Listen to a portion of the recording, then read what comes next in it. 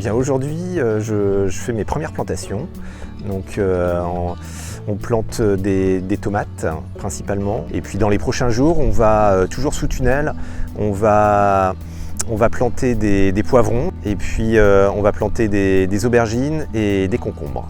Donc le but là, si on plante maintenant, c'est effectivement pour avoir des premières récoltes courant du mois d'août pour avoir une pleine production dès la rentrée du mois de septembre, pour pouvoir fournir dans les restaurants en fait, des écoles tous les légumes qu'on aura produits ici. Donc à savoir tomates, poivrons, aubergines, concombres, courgettes, melons, salades.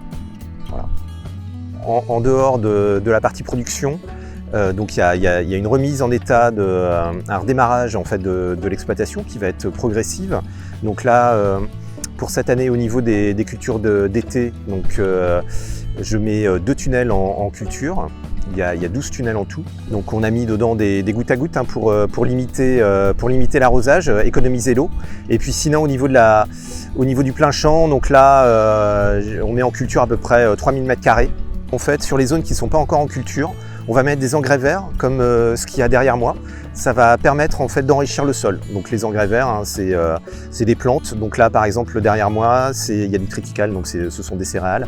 Et puis il y a également de la févrole. C'est de la même famille que les fèves, les haricots, les petits pois. Ça met de l'azote dans le sol. Donc en mettant comme ça des engrais verts sur les zones qui ne sont pas encore en culture, voilà, on va enrichir le sol et on va permettre qu'il soit de plus en plus fertile.